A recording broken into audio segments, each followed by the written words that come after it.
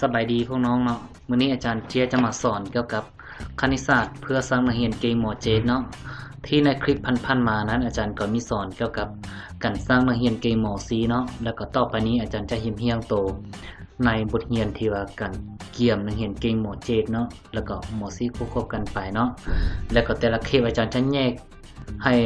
พวกน้องเข้าใจว่าตัวใดเป็นของหมอซีแล้วก็ตัวใดเป็นของหมอเจนเนาะแล้วก็อาจารย์จะมีแผนที่ว่าจะสอนในรูปแบบของการเสียงเข้ามสอีกเนาะจะเป็น3รูปแบบเนาะอันนึงเป็นมซีนักเรียนเก่งเนาะแล้วก็นักเรียนเก่งมเจแล้วก็จะเป็นเกมเสียงเข้ามสแล้วก็สถาบันต่างๆแล้ว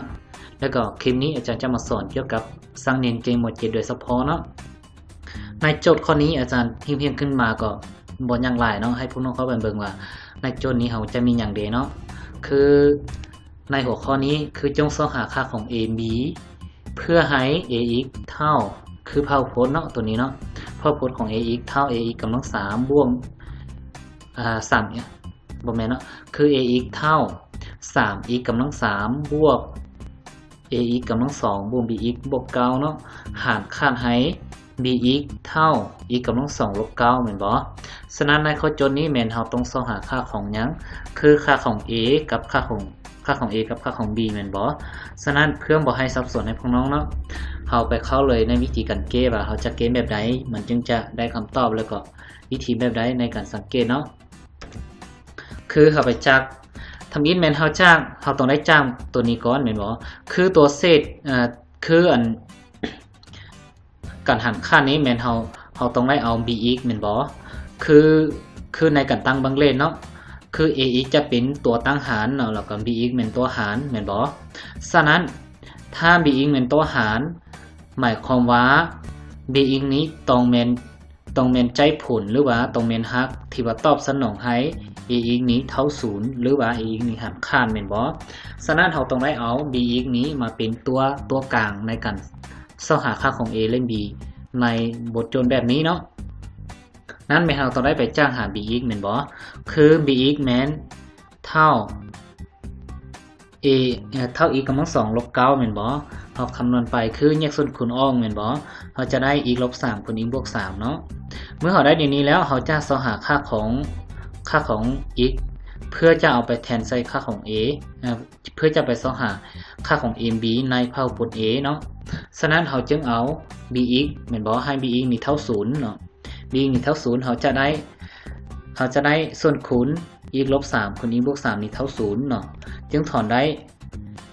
x ลบ3เท่า0 x บวก3เท่า0แล้วก็ x เท่า3 x เท่าลบ3เนาะเมื่อเราได้ค่าของ x ขึ้นมาแล้วเราจะเอาค่าของ x นี้มาแทนไซส์พหุพจน์ของ a เนาะพหุพจน์ของ a ซึ่งจ้าง ax นี้เนาะเราจะได้ ax นี้หารค่าให้ bx เราจึงได้ว่าเนาะเราจึงได้ว่าเอาค่าของ x เท่า3นี้ไปแทนไซส์ ax นี้ออกมาเราจะได้3คูณไซส์ x บนไหนมี x แม่นเราจะเอา3ไปแทนไซส์เนาะ3กำลัง3บวก a คูณ3กำลัง2บวก b คูณ3บวก9เท่า0เนาะหมายความว่าเมื่อเราเอาค่าของ b หรือว่าหมวด